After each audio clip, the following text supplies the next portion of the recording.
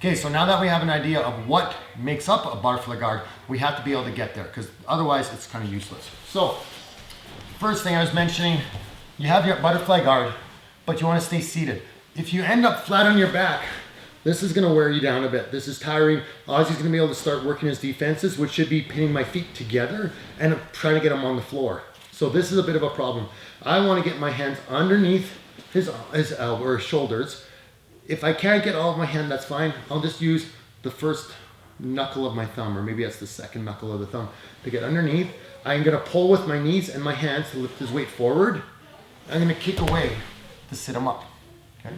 Now, sometimes you get guys that are very tight with their elbows, so you can't move your hips very well, and their head is here, so it's hard to get the underhook, and it's hard to sit up. Okay? And you don't really want to do this, because then he's going to grab your legs, and he's going to run around. Okay, he's going to pass that guard. So that's a problem. So we need to kind of wreck his posture a little bit. So I'm going to push his head to one side and then push his head to the other side to get a hand in. And then I just move my hip a little bit. So I'm going to go here, up, and that. Now, it has to be relatively fast. Okay, can't do it too slow. But sometimes if they have a weak grip or a weak head posture, just a little shrimp, and you can keep it here is enough. Remember, I still have tension in my shins and my feet. Hand comes in, maybe just a knuckle, pull forward, and I kick back. And I can start working my grips right away. So if I'm flattened out, that's gonna be the easiest way to get on top. Now, or get to my position, sorry. Maybe I have a closed guard, and I might wanna work to my butterfly guard.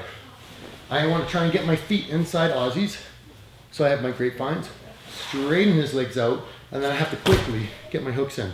Now that doesn't help me because I'm flat, right? So underhooks, pull forward, and then sit up.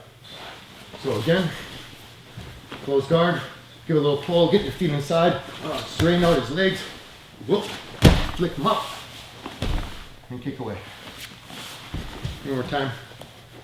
Pull them forward to get your hooks in, straighten them out, feet come in, or straighten them out, and you can lift a little bit to give you some time.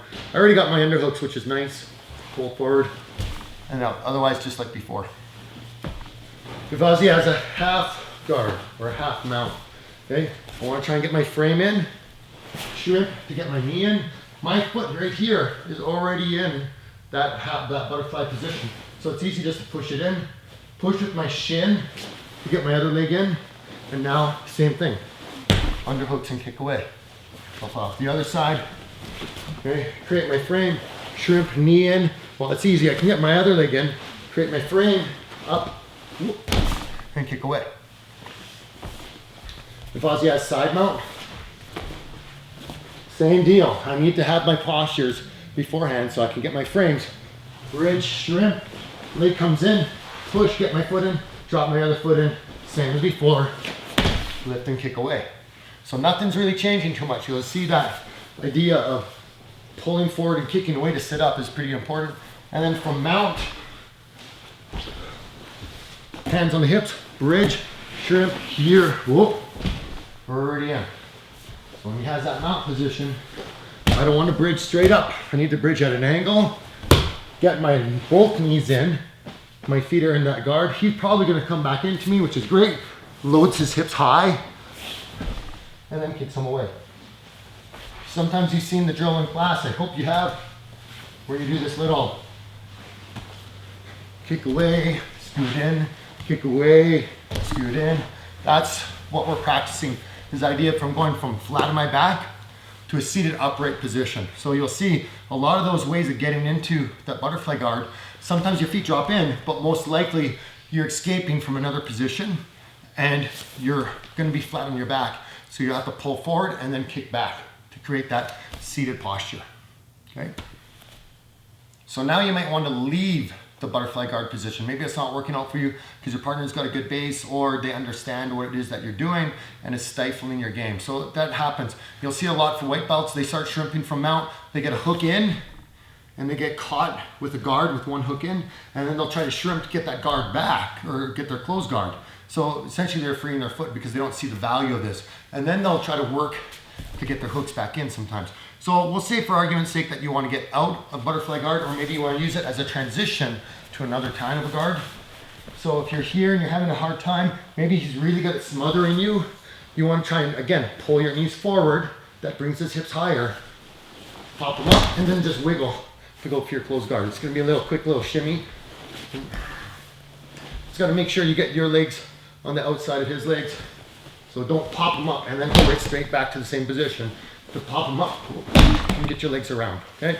So some people like to do that. That's fine. Maybe I want to go to half guard because I like my half guard better. Same thing, I want to pop, well, I got my underhooks too, which is going to be kind of a key thing, but not super duper important, but kind of sort of important, especially on half guard. I'm going to go this leg or out to this side. So this hand really needs to have that underhook.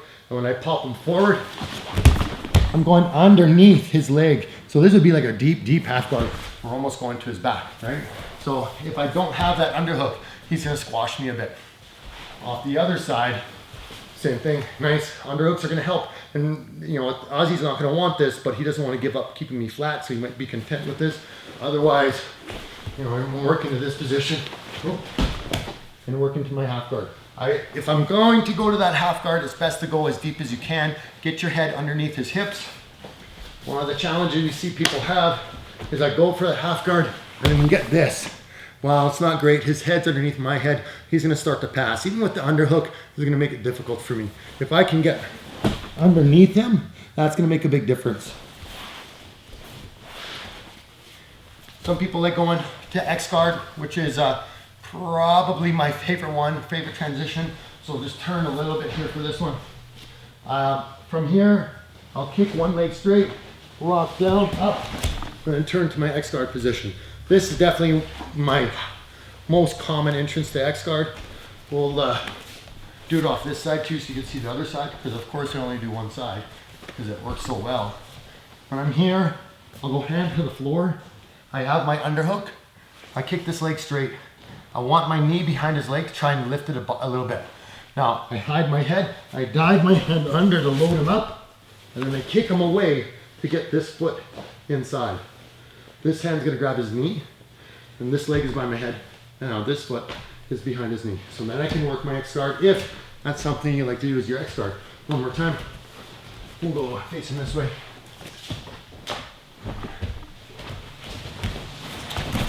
Okay. Really fun guard. So if you maybe not a fan of your butterfly guard or your partner knows what's going on, the nice thing about butterfly guard is it's really easy to keep your partner off balance and move them around. Sometimes you get some heavy guys and it's can be awkward to get that momentum going. Butterfly guard's good to shifting that weight. Once that weight shifts, the knees start to open up and gives you more freedom to go to some of the other guards that you might like a little bit more.